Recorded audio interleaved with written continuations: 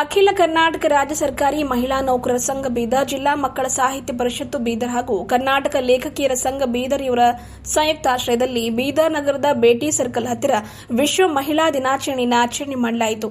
ಈ ಸಂದರ್ಭದಲ್ಲಿ ತಾಯಿ ಮಗು ಪ್ರತಿಮೆಗೆ ಮಾಲಾರ್ಪಣೆಯನ್ನು ಮಾಡಿ ಮಹಿಳೆಯರು ಪರಸ್ಪರ ಸಿಹಿ ಹಂಚಿಕೊಂಡು ಸಂಭ್ರಮಿಸಿದರು.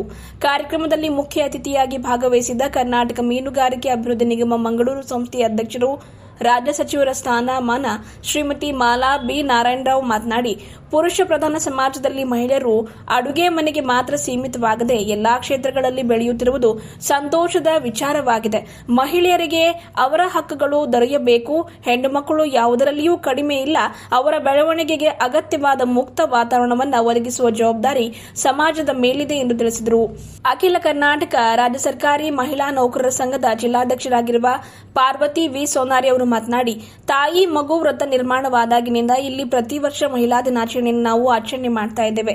ಮಹಿಳೆಯರು ಎಲ್ಲಾ ಕ್ಷೇತ್ರಗಳಲ್ಲಿ ಸಾಧನೆ ಮಾಡಿದರೂ ಕೂಡ ಸಮಾಜವು ಅವರನ್ನ ಇನ್ನೂ ದ್ವಿತೀಯ ದರ್ಜೆಯ ಪ್ರಜೆಗಳಂತೆ ನೋಡುವುದು ವಿಷಾದಕರ ಸಂಗತಿಯಾಗಿದೆ. ಸಮಾನ ಅವಕಾಶಗಳಿಗಾಗಿ ಮಹಿಳೆಯರು ಪ್ರತಿಯೊಂದು ಹೆಜ್ಜೆಯಲ್ಲಿಯೂ ಹೋರಾಡಬೇಕಾಗಿದೆ ಎಂದು ಅಸಮಾಧಾನ ವ್ಯಕ್ತಪಡಿಸಿದರು. ಅನೇಕ ಕಾರ್ಯಕ್ರಮಗಳ ವೇದಿಕೆಗಳಲ್ಲಿ ಪುರುಷರೇ ಹೆಚ್ಚು ಸಂಖ್ಯೆಯಲ್ಲಿ ಕಾಣಿಸಿಕೊಳ್ಳುತ್ತಾರೆ. ಕೆಲವೊಮ್ಮೆ ಮಹಿಳೆಯರೇ ಇಲ್ಲದ ವೇದಿಕೆಗಳು ಕಂಡು ಬರುತ್ತವೆ. ಅನೇಕ ಕಚೇರಿಗಳಲ್ಲಿ ಅರ್ಹತೆಯುಳ್ಳ ಮಹಿಳೆಯರಿದ್ದರೂ ಅವರಿಗೆ ಮಹತ್ವದ ಜವಾಬ್ದಾರಿಗಳನ್ನು ನೀಡದೆ ಕಡೆಗಣಿಸಲಾಗ್ತಾ ಇದೆ ಎಂದು ಅವರು ಹೇಳಿದರು. ಇವತ್ತು ಅಕ್ಷರಸ್ಥ ಅನಕ್ಷರಸ್ಥ ಮಹಿಳೆಯರು, ಉದ್ಯೋಗಿನಿಯರು ಹಾಗೂ ಗೃಹಿಣಿಯರು ಎಲ್ಲರೂ ವಿಭಿನ್ನ ಸಮಸ್ಯೆಗಳನ್ನು ಎದುರಿಸುತ್ತಿದ್ದಾರೆ ಎಂದು ಅವರು ಮನವರಿಕೆ ಮಾಡಿಸಿದರು. ಈ ಸಂದರ್ಭದಲ್ಲಿ ಕರ್ನಾಟಕ ಲೇಖಕಿಯರ ಸಂಘದ ಪದಾಧಿಕಾರಿಗಳು ಹಾಗೂ ಅಖಿಲ ಕರ್ನಾಟಕ ರಾಜ್ಯ ಸರ್ಕಾರಿ ಮಹಿಳಾ ನೌಕರರ ಸಂಘ, ಜಿಲ್ಲಾ ಮಕ್ಕಳ ಸಾಹಿತ್ಯ ಪರಿಷತ್ನ ಪದಾಧಿಕಾರಿಗಳು ಉಪಸ್ಥಿತರಿದ್ದರು.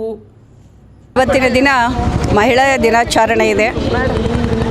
ನಾಡಿನ ಸಮಸ್ತ ಜನತೆಗೆ ಮಹಿಳಾ ದಿನಾಚರಣೆಯ ಶುಭಾಶಯಗಳು ಹೇಳುತ್ತಾ, ಹೆಣ್ಣಿಗೆ ಎಷ್ಟೇ ಸಂರಕ್ಷಣೆ ಇದ್ರೂ ಇವತ್ತಿನ ದಿನ ಸಮಾಜದಲ್ಲಿ, ಜಗತ್ತಿನಲ್ಲಿ ದೌರ್ಜನ್ಯ ನಡೀತಾ ಇದೆ. ಅದನ್ನು ತಪ್ಪಿಸಬೇಕಾಗಿದೆ. ಮತ್ತು ಮಹಿಳೆಯರು ಒಂದಿಲ್ಲ ಒಂದು ರೀತಿಯಲ್ಲಿ ಕಷ್ಟಪಡ್ತಾ ಇದ್ದಾರೆ. ಯಾವುದೂ ಸೌಲಭ್ಯಗಳು ಸರಿಯಾಗಿ ಸಿಗ್ತಾ ಇಲ್ಲ. ಸೊ ಅದನ್ನು ಕೂಡ ಸಿಗಬೇಕು. ನಮ್ಮ ಸಿದ್ದರಾಮಯ್ಯ ಸರ್ಕಾರದಲ್ಲಿ ಮತ್ತು ನಮ್ಮ ಕಾಂಗ್ರೆಸ್ ಸರ್ಕಾರದಲ್ಲಿ ಇನ್ನೂ ಒಂದು 2 ವರ್ಷ ಇದೆ. ಅದು 2 ವರ್ಷ ಮುಗಿಯೋದ್ರೊಳಗಡೆ ಹೆಣ್ಮಕ್ಳಿಗೆ ಸ್ತ್ರೀ ಶಕ್ತಿ ಆಗಲಿ, ಮತ್ತು ಈಗ ಗ್ಯಾರಂಟಿ ಸ್ಕೀಮ್ ಏನು ಕೊಡ್ತಾ ಇದ್ದಾರೆ ಗೃಹಲಕ್ಷ್ಮಿದು, ಅದು ಕೂಡ ಎಲ್ಲರಿಗೂ ಅನುಕೂಲ ಆಗ್ತಾ ಇದೆ. ಅವರ ಮನೆಗಳಲ್ಲಿ ಇವತ್ತಿನ ದಿನ ಏನಪ್ಪ ಅಂದರೆ ಮಕ್ಕಳಿಗೆ ಫೀಸ್ ಇಲ್ಲದೆ ಇದ್ರೂ ಕೂಡ ಫೀಸ್ ಕಟ್ತಾ ಇದ್ದಾರೆ. ಕೆಲವೊಂದು ಗಾಡಿಗಳು ತಗೊಳ್ತಾ ಇದ್ದಾರೆ. ಭಾಳಷ್ಟು ಅನುಕೂಲಗಳಾಗ್ತಾ ಇದೆ. ಬೇಕಾದಷ್ಟು ಹಾಸ್ಪಿಟಲ್ ಪ್ರಾಬ್ಲಮ್ ಇದ್ದರೂ ಕೂಡ ಆ ಗೃಹಲಕ್ಷ್ಮಿಯ ಬರೋದು ಒಂದು 2,000 ರೂಪಾಯಲ್ಲಿ ಅದನ್ನು ತಿಂಗಳ ಜಮಾ ಮಾಡಿ ಅವರ ಆರೋಗ್ಯವನ್ನು ನೋಡ್ಕೊಳ್ತಾ ಇದ್ದಾರೆ. ಸೊ ಇದರಿಂದ ಎಲ್ಲರಿಗೂ ಅನುಕೂಲ ಆಗ್ತಾ ಇದೆ. ಮತ್ತು ಬಸ್ಗಳಿಗೆ ಹೋಗಬೇಕು ಅಂದರೂ ಕೂಡ ತುಂಬ ತೊಂದರೆ ಆಗ್ತಾ ಇತ್ತು. ಅದು ಕೂಡ ಇವಾಗ ಬಸ್ ಫ್ರೀ ಮಾಡಿರೋದ್ರಿಂದ ಹೆಣ್ಮಕ್ಳಿಗೆ, ಮಹಿಳೆಯರಿಗೆ ಭಾಳ ಅನುಕೂಲ ಆಗಿದೆ ನಮ್ಮ ಕಾಂಗ್ರೆಸ್ ಸರ್ಕಾರದಿಂದ.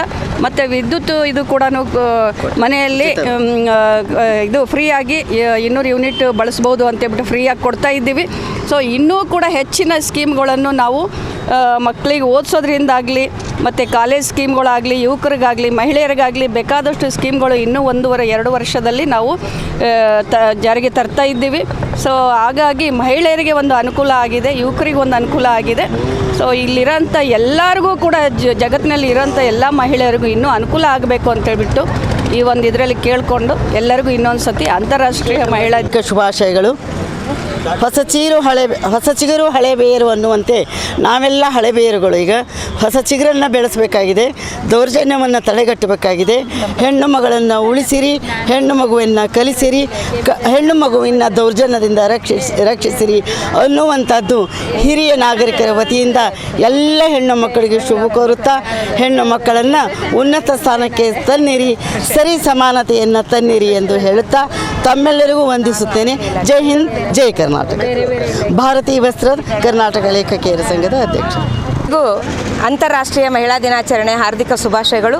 ಪ್ರತಿ ವರ್ಷ ನಾವು ಇಲ್ಲಿ ಬೇಟಿ ಸರ್ಕಲ್ ಹತ್ತಿರ ಬಂದು ಜಿಲ್ಲಾ ಮಕ್ಕಳ ಸಾಹಿತ್ಯ ಪರಿಷತ್ತು, ಕರ್ನಾಟಕ ಲೇಖಕಿಯರ ಸಂಘ ಮತ್ತು ಈ ವರ್ಷ ಅಖಿಲ ಕರ್ನಾಟಕ ರಾಜ್ಯ ಸರ್ಕಾರಿ ಮಹಿಳಾ ನೌಕರರ ಸಂಘದ ವತಿಯಿಂದ ಇಲ್ಲಿ ನಾವು ಕಾರ್ಯಕ್ರಮವನ್ನು ಆಯೋಜನೆ ಮಾಡಿದ್ದೀವಿ. ಕಾರ್ಯಕ್ರಮ ಅಂದರೆ ನಾವಿಲ್ಲಿ ಪ್ರತಿ ವರ್ಷ ಬಂದು ಈ ಬೇಟಿ ಸರ್ಕಲ್ ಏನಿದೆ, ತಾಯಿ ಮತ್ತು ಮಗುವಿನ ವ್ರತಕ್ಕೆ ಆ ವ್ರತವನ್ನು ಸ್ವಚ್ಛ ಮಾಡಿ ಹಾರವನ್ನು ಹಾಕುವುದರ ಮೂಲಕ ಆಮೇಲೆ ಎಲ್ಲ ಮಹಿಳೆಯರು ಇಲ್ಲಿ ಸಿಹಿ ಹಂಚಿ ಸಂಭ್ರಮವನ್ನು ಆಚರಿಸ್ತೀವಿ. ಎಲ್ಲ ಹೆಣ್ಮಕ್ಳು ಪ್ರತಿ ವರ್ಷ ನಮ್ಗೆ ಏನೇನು ಬೇಕಾಗಿದೆ ಇನ್ನೂ ಅನ್ನೋದನ್ನು ಇಲ್ಲಿ ಮಾತಾಡ್ತಾರೆ. ಮುಖ್ಯವಾಗಿ ನಾನು ಈ ಮೂಲಕ ಒಂದು ಮಾತನ್ನು ಹೇಳೋದಕ್ಕೆ ಇಷ್ಟಪಡ್ತೇನೆ. ನಮ್ಮ ಈ ಒಂದು ಬೇಟಿ ಸರ್ಕಲ್ ಏನಿದೆ ಪ್ರತಿ ವರ್ಷ ಮಹಿಳಾ ದಿನಾಚರಣೆ ದಿವಸ ಯಾರು ಹೇಳದೇನೆ ಅದಕ್ಕೆ ಶೃಂಗಾರ ಮಾಡಬೇಕು ಮತ್ತು ಸ್ವಚ್ಛಗೊಳಿಸಬೇಕು ಮತ್ತು ಇದು ಇನ್ನೂ ಸ್ವಲ್ಪ ಅಭಿವೃದ್ಧಿ ಆಗಬೇಕು ಕಾಮಗಾರಿ ಈ ವೃತ್ತ ಇನ್ನೂ ಒಂದಿಷ್ಟು ಡೆವಲಪ್ ಆಗಬೇಕು ಅನ್ನುವಂಥ ಒಂದು ನನ್ನ ಬಹುಮುಖ್ಯವಾಗಿರ್ತಕ್ಕಂತಹ ಬೇಡಿಕೆ ಇದೆ. ಜೊತೆಗೆ ನಾವು ಎಷ್ಟೇ ಕಷ್ಟಪಟ್ಟರು, ಎಷ್ಟೇ ಒದ್ದಾಡಿದ್ರು, ಎಷ್ಟೇ ಹೋರಾಟಗಳನ್ನು ಮಾಡಿದರೂ ಕೂಡ ಇವತ್ತಿಗೂ ಕೂಡ ಎಲ್ಲ ಕ್ಷೇತ್ರಗಳಲ್ಲಿ ಮಹಿಳೆಯನ್ನು ದ್ವಿತೀಯ ದರ್ಜೆಯ ಪ್ರಜೆಯನ್ನಾಗಿ ಸಮಾಜ ನೋಡೋದು ನಿಲ್ಲಿಸ್ತಾ ಇಲ್ಲ. ಹೀಗಾಗಿ ನಮಗೆ ಪ್ರತಿ ವರ್ಷವೂ ನಾವು ಈ ಬೇಡಿಕೆಯನ್ನು ಇಡ್ತೇವೆ. ಹೆಣ್ಣು ಮಗುವನ್ನು ರಕ್ಷಿಸಿ, ಹೆಣ್ಣು ಮಗುವನ್ನು ಓದಿಸಿ ಅನ್ನುವಂಥ ಒಂದು ಘೋಷವಾಕ್ಯ ಏನಿದೆ ಇದು ನಾವು ಖುಷಿ ಪಡ್ತಕ್ಕಂಥ ಘೋಷವಾಕ್ಯ ಅಲ್ಲ. ಯಾಕೆ ಅಂದರೆ ಎಲ್ಲಿ ಹೆಣ್ಣು ಮಗು ಕಷ್ಟದಲ್ಲಿದ್ದಾಗ ಮಾತ್ರ ರಕ್ಷಿಸಿ ಅಂತ ನಾವು ಹೇಳುವಂಥ ಸಂದರ್ಭ ಇರ್ತದೆ. ಹೀಗಾಗಿ ಈ ಘೋಷವಾಕ್ಯ ಬಂತು ಅಂತಂದರೆ ಹೆಣ್ಣು ಮಗು ಕಷ್ಟದಲ್ಲಿದೆ ಅಂತ ಅರ್ಥ. ಹಾಗಾಗಿ ನಾವು ಹೆಣ್ಣು ಮಕ್ಕಳನ್ನು ರಕ್ಷಣೆ ಮಾಡೋದು ಮತ್ತು ಓದಿಸೋದು ತುಂಬ ಮುಖ್ಯವಾಗಿದೆ. ಎಷ್ಟೇ ಓದಿಸಿದರೂ ಕೂಡ ಹೆಣ್ಣು ಮಗಳು ಶೋಷಣೆಯಿಂದ ಮುಕ್ತ ಆಗೋದು ಕೂಡ ಅಷ್ಟೇ ಮುಖ್ಯವಾಗಿರ್ತಕ್ಕಂಥ ಒಂದು ಘಟ್ಟ ಅಂತ ನಾನು ಹೇಳೋದಕ್ಕೆ ಇಷ್ಟಪಡ್ತೇನೆ. ಇವತ್ತು ನಾವೆಲ್ಲರೂ ನೋಡ್ಬೋದು, ಅನೇಕ ಕಾರ್ಯಕ್ರಮಗಳ ವೇದಿಕೆ ತುಂಬ ಪುರುಷರೇ ಇರೋದನ್ನು ನಾವು ನೋಡ್ತೇವೆ. ನಾವೆಷ್ಟೇ ಬೇಡಿಕೆ ಇಟ್ಟರು, ಎಷ್ಟೇ ಕೇಳಿಕೊಂಡ್ರೂ ಕೂಡ ಎಷ್ಟೋ ಕಾರ್ಯಕ್ರಮಗಳಲ್ಲಿ ಕೇವಲ ಪುರುಷರು ವೇದಿಕೆ ಮೇಲೆ ಇರೋದನ್ನು ನಾವು ನೋಡ್ತೇವೆ. ಅಲ್ಲಿ ಕನಿಷ್ಠ 3 ರಿಂದ 4 ಜನ ಆದರೂ ಹೆಣ್ಮಕ್ಳು ಇರಬೇಕು ಪ್ರತಿಯೊಂದು ಕಾರ್ಯಕ್ರಮದಲ್ಲಿ. ಅದು ಯಾವುದೇ ಸಂಘ ಇರ್ಬೋದು, ಯಾವುದೇ ಸಂಸ್ಥೆ ಇರ್ಬೋದು, ಸರ್ಕಾರದ ಕಾರ್ಯಕ್ರಮ ಇರ್ಬೋದು, ಯಾವುದೇ ಕಾರ್ಯಕ್ರಮಗಳಿರಲಿ ಆ ವೇದಿಕೆಯ ಮೇಲೆ ನಮ್ಮ ಹೆಣ್ಮಕ್ಳಿಗೆ ಸ್ಥಾನಮಾನಗಳು ಬೇಕು. ಪ್ರತಿಯೊಂದು ಕ್ಷೇತ್ರದಲ್ಲೂ ಹೆಣ್ಮಕ್ಳಿಗೆ ಸ್ಥಾನಮಾನಗಳು ಬೇಕು ಅಂತ ಕೇಳೋದನ್ನು ನಾವು ಪ್ರತಿ ವರ್ಷ ಮಾಡ್ತಾನೆ ಇದ್ದೀವಿ. ಆದರೂ ಕೂಡ ಎಲ್ಲವೂ ಕಾರ್ಯರೂಪಕ್ಕೆ ಬರ್ತಾ ಇಲ್ಲ. ಹೀಗಾಗಿ ಈ ವರ್ಷ ನಮ್ಮ ಹೆಣ್ಮಕ್ಳು ಅನೇಕ ಒಂದು ಶೋಷಣೆಗೆ ಒಳಗಾಗಿರುವಂಥ ಅನೇಕ ಘಟನೆಗಳಿದೆ. ಎಷ್ಟು ಓದಿದ್ದಾರೆ ಹೆಣ್ಮಕ್ಳು, ಓದ್ಕೊಂಡಿರೋ ಹೆಣ್ಮಕ್ಳು ಕೂಡ ಶೋಷಣೆಗೆ ಒಳಗಾಗಿರೋದನ್ನು ನಾವು ನೋಡ್ತೀವಿ. ಹೀಗಾಗಿ ನಮ್ಮ ಹೆಣ್ಮಕ್ಳಿಗೆ ಸ್ಥಾನಮಾನಗಳು ಮತ್ತು ಘನತೆ ಗೌರವಗಳು ಬರಬೇಕು. ಹೆಣ್ಮಕ್ಳು ರಾತ್ರಿ ಹೊರಗೆ ಬರಬೇಡಿ, ಹೊರಗೆ ಓಡಾಡಬೇಡಿ, ಅಂಥ ಬಟ್ಟೆ ಹಾಕೋಬೇಡಿ, ಇಂಥ ಬಟ್ಟೆ ಹಾಕೋಬೇಡಿ ಅಂತ ಹೇಳ್ತಕ್ಕಂಥವ್ರಿಗೆ ನಾನು ಒಂದೇ ಒಂದು ಮಾತು ಹೇಳ್ತೇನೆ. 6 ಗಂಟೆ ಆದ ನಂತರ ನಾವೆಲ್ಲರೂ ನಮ್ಮ ಗಂಡಸು ಮಕ್ಕಳಿಗೆ ಹೇಳ್ತಕ್ಕಂಥದ್ದಿದೆ. ಏನು ಹೇಳಬೇಕಾಗಿದೆ ಅಂತಂದರೆ, ಮಗನೇ 6 ಗಂಟೆ ಆಗಿದೆ, ಹೆಣ್ಮಕ್ಳು ಹೊರಗಡೆ ಕೆಲಸಕ್ಕೆ ಹೋಗಿರೋರು ಮನೆಗೆ ಬರಬೇಕಾಗಿದೆ, ಓದಕ್ಕೆ ಹೋಗಿರೋರು ಮನೆಗೆ ಬರಬೇಕಾಗಿದೆ.